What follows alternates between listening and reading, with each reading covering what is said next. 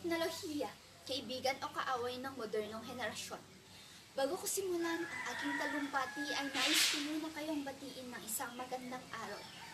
Ang panahon natin ngayon ay nagbabago na. Parang kailan lang tayo mga bata pa at naghahabulan sa gitna ng daan. At kapag umuulan ay naghahabulan at naguunahan sa mga daluyan ng tubig. Pero sa panahon ngayon ay nag-iba na. Mas nangunguna na ang pag-unlad ng teknolohiya. Dahil dito, ang takbo ng mundo ay nag-iba na. Kasabay ng mabilis na pag-usad ng panahon, ang mabilis na pagbabago sa mundo pati na rin sa kaluluwa at sa loobin ng mga tao. Ang pagkahayok ng bawat isa sa pagbabago ang siyang sanhi ng pagkasilang ng teknolohiya.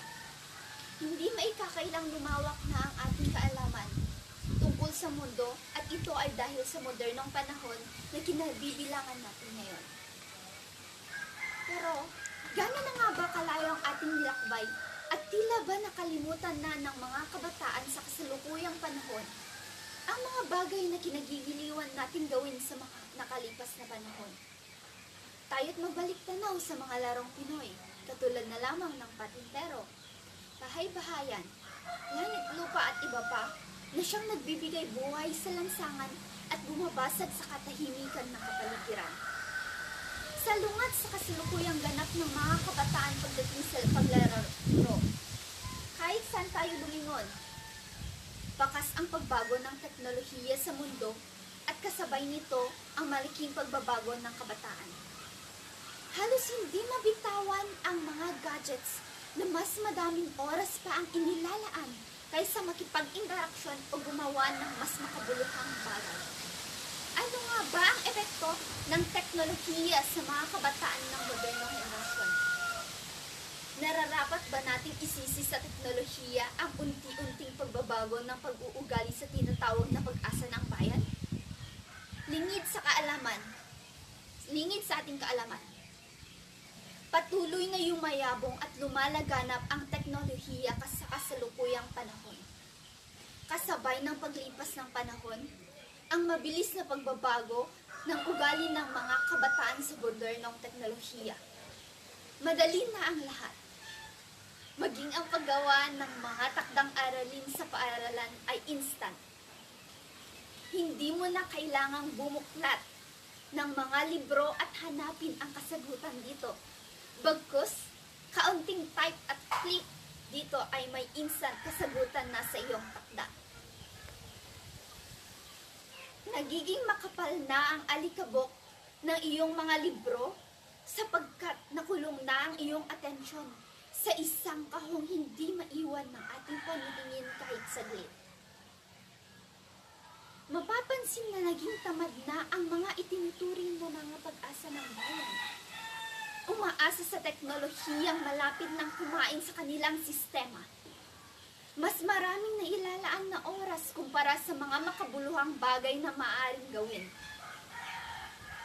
Ang tanong ng karamihan, paano na nga ba magiging pag-asa ng bayan ang mga kabataan kung sila mismo ay nahihirapang kumalas sa higpit ng yakap ng teknolohiya? Kung ang simpleng pagbuklat ng libro para sa ating mga takda ay hindi natin magawa. Bagkus, computer, mouse, at cellphone na ang ating hawak. Sapagkat umaasa tayo sa abilidad na hatid ng teknolohiya at modernisasyon. Ang simpleng pakikipag-usap sa ating pamilya ay hindi na rin natin maisagawa.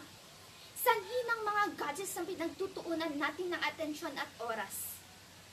Normal na scenario sa isang paaralan ang pagkopya ng mga aralin na itinuturo sa atin ng ating mga propesor o guro. Ito ay normal na sa isang paaralan.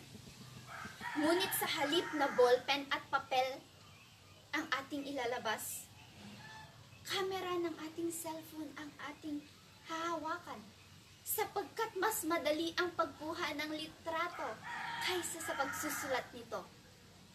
Nakadepende tayo palagi sa moderno at makamundong teknolohiya. Hindi naman masama ang paggamit nito. Bagkus, ngunit bagay na dapat nating itinatrabaho at hindi kailangan iasa sa teknolohiya. Ang simpleng paggawa ng mga gawaing bahay upang makatulong sa mga magulang ay hindi na hirap na ding gampanan ng mga kabataan ngayon. Masyadong minamahal ang aliw na ibinibigay ng modernisasyong teknolohiya. Hindi ito upang gawing masama ang epekto ng teknolohiya at modernisasyon sa mga kabataan. Hindi maikakailang napakaliki ng tulong ng teknolohiya sa modernong henerasyon. Malayo na ang narating nito sa patuloy na pagyabong at paglaganap nito.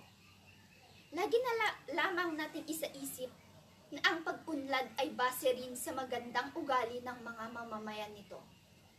Partikular na ang mga kabataan na siyang pag-asa ng bayan.